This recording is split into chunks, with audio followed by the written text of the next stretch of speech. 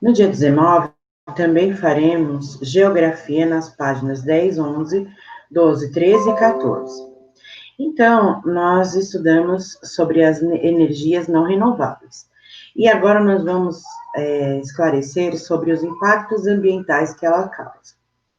Você estudou que a maior parte da energia consumida pela sociedade provém da queima de combustíveis fósseis, e que liberam dióxido de carbono, CO2, na atmosfera, contribuindo para o efeito estufa e da poluição, tá?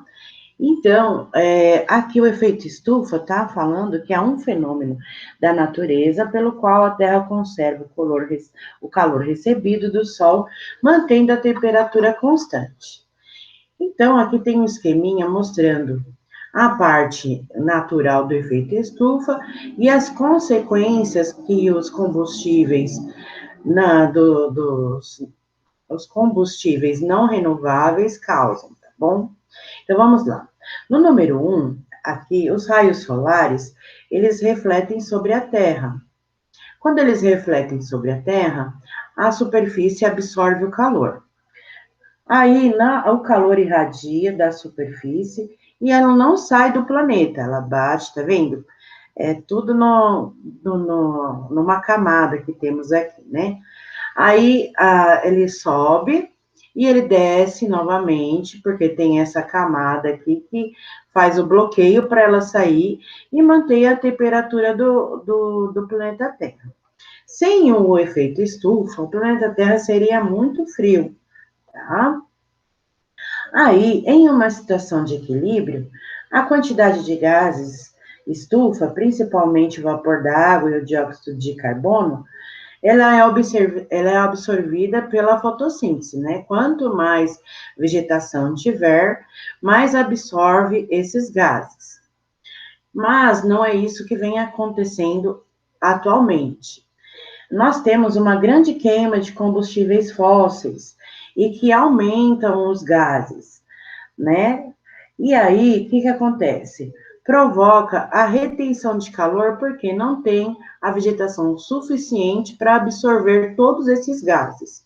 Então, o calor fica excessivo aqui na superfície, porque o raio solar bate, volta, bate e fica cada vez mais elevado, certo? Em sua opinião, o efeito estufa é um mocinho ou um vilão? Quem contribui para o aumento das temperaturas e da poluição no planeta Terra? O efeito estufa, pessoal, na minha opinião, ele é bom para o planeta porque ele mantém a temperatura, né? Não é elevada ao extremo. Ele mantém a temperatura para que o planeta não fique tão frio. Já quando existe a queima dos combustíveis fósseis, aí sim aumenta a temperatura do planeta Terra, porque esses gases não são absorvidos pela fotossíntese. E o que tem acontecido é menor vegetação ao longo dos anos. Continuando, nós vamos conversar sobre as informações a seguir. A informação a seguir. A energia é necessária para realizarmos qualquer tipo de atividade. Por isso, sempre que usamos uma fonte para obtê-la, precisamos prestar atenção às vantagens e desvantagens que ela oferece. Então, com a ajuda de um adulto da sua família, pesquise em livros, revistas, sites confiáveis as consequências de um aumento da temperatura do planeta Terra e vai registrar as suas descobertas no caderno. Depois, podemos usar fontes de energia para realizar nossas atividades cotidianas e reduzir os impactos causados à natureza? Você vai colocar sim ou não e justificar a sua resposta. A gente tem que pensar sempre positivo, né? Na minha opinião, é sim. E o que nós podemos fazer? Nós podemos utilizar menos os recursos que queimam combustíveis fósseis. Aí já ajudaria bastante, né? E também nós poderíamos também desmatar menos, que daí a fotossíntese aconteceria em maior quantidade, e aí o efeito estufa não aqueceria tanto a Terra, porque esses gases seriam absorvidos pela fotossíntese. Essa é a minha opinião, mas vocês têm a de vocês. Daí, na 4, transporte, alimentação e as ações domésticas são 3 atividades que explicam a maioria dos impactos ambientais pelos consumidores do planeta. Converse com um adulto da sua família sobre as ações que produzem efeitos benéficos à natureza e complete o quadro. Então, no transporte, se usar mais o transporte público, aí já é um efeito benéfico. Na alimentação, se comer menos carne vermelha também é um efeito benéfico. E tomar banho mais rápido também. Pensando em outras possibilidades, no transporte, se você também andar mais a pé, nós já vimos até em português, usar outros meios de transporte, como a bicicleta. Na alimentação, evitar o desperdício de alimentos, né? Porque quanto mais se cultiva, mais se gasta, mais se gasta os recursos naturais, né? E nas ações domésticas, não é só tomar um banho rápido, é fechar a torneira para escovar os dentes, é lavar as mãos, esfregar as mãos com a torneira fechada, depois liga novamente. Então, são pequenas atitudes que contribuem, tá certo? Agora nós vamos falar sobre as energias renováveis. As energias renováveis são fontes inesgotáveis, renovadas pela natureza. Por exemplo, a radiação solar, a força dos ventos, das águas, das marés, das plantas e as fortes tensões do interior do planeta são exemplos de energias renováveis. O crescimento do consumo de energia em escala mundial, o esgotamento das fontes de energia não renováveis e os impactos ambientais são fatores que têm incentivado muitos pesquisadores, governos e instituições a buscar energias renováveis, também chamadas de alternativas sustentáveis. Então, a primeira que nós vamos conhecer melhor é a energia solar. O Sol é a nossa principal fonte de energia. Desde o início da civilização, o ser humano faz o uso da energia solar para suprir suas necessidades básicas, como o conforto térmico, a produção de alimentos.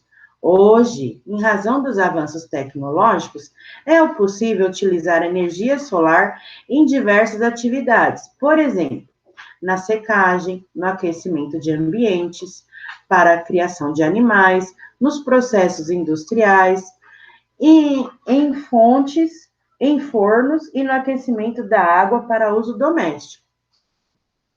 Veja como funciona o sistema de energia solar. Então, na 1, os painéis inferiores, os painéis solares são formados por células fotovoltaicas, que captam e convertem a radiação solar em energia, e fica uma corrente contínua. O inversor na 2 converte a energia corrente contínua em corrente alternada e faz a interface com a rede elétrica. Aí ela passa para a rede elétrica. Na 3, o relógio faz a medição da geração e do consumo de energia, né, conforme você está utilizando. E na 4, a energia produzida, além do consumo interno, vai para a rede de distribuição. Então, quando você já está no seu limite ali de abastecimento, ela joga a energia excedente para a rede elétrica, tá bom? E aí passa para a distribuição e controla e gera um crédito de energia, que pode ser utilizado em até 60 meses. O que acontece? Esse processo seria, nós, enquanto Brasil, somos um país tropical e temos a incidência dos raios solares na maior parte do ano, né? Então, se a implantação da energia solar fosse mais acessível para que todas as famílias pudessem pôr, nós estaríamos economizando mais recurso hídrico, né? Mas não é o que acontece. É bem caro para converter a sua energia em energia solar. Então, há vários projetos para o aproveitamento de energia solar no Brasil, tendo em vista principalmente atendimento às comunidades isoladas e à rede de energia elétrica e o desenvolvimento regional. Como é o aproveitamento da energia solar no município onde você mora? Bom, aqui em Cotia eu não vejo, tá? Há residências, estabelecimentos comerciais, de serviços industriais, postos que utilizam painéis solares ou não? Aqui em Cotia não há.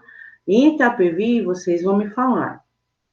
A energia eólica é outro tipo de energia renovável. É produzida a partir da força dos ventos, que move as hélices gigantes conectadas a um gerador produtor de eletricidade. Regiões com ventos constantes e certa intensidade são mais indicados para a instalação de usinas eólicas. O Brasil tem grande potencial energético, principalmente no litoral das regiões Nordeste, Sudeste e Sul do país. Então, no Brasil, há mais de 500 parques eólicos, a maioria localizada na região Nordeste. E aqui está mostrando o parque eólico em Caetité, na Bahia, em 2019. Depois, nós vamos pesquisar aqui as vantagens e desvantagens da energia eólica. Como vantagem, eu pesquisei aqui que ela é limpa e renovável, não polui. Não emite gases poluentes, nem gera resíduos. Diminui a emissão de gases no efeito estufa. Traz investimentos para regiões desfavorecidas. Gera empregos e reduz a dependência da energia do exterior. Desvantagens da energia eólica. A intermitência dos ventos, ou seja, pode estar ventando muito num momento e menos em outro.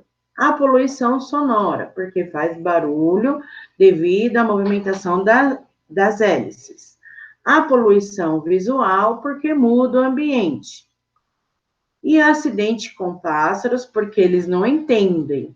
Então, eles continuam voando. Então, tem uma morte de pássaros aí, onde tem a energia eólica.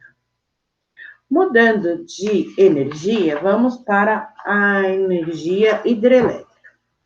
A energia hidrelétrica é gerada pelo aproveitamento do fluxo da água em usinas, as quais devem ter suas barragens construídas em rios com elevado volume de água e desníveis em seu curso.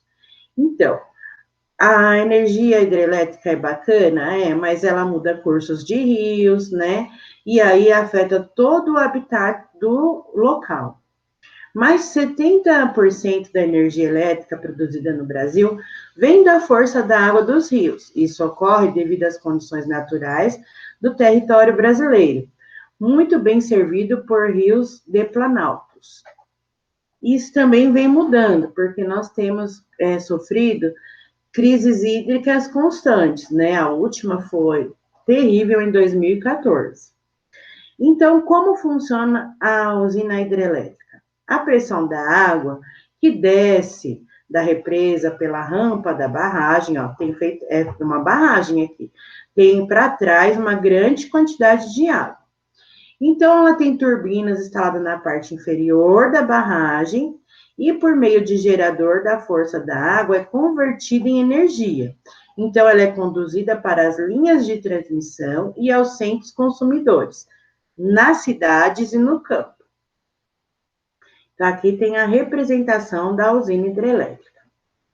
Então, nós hoje aprofundamos um pouco mais sobre a energia não renovável, né, o efeito estufa, e conhecemos também sobre um pouco das energias renováveis ou sustentáveis, tá bom?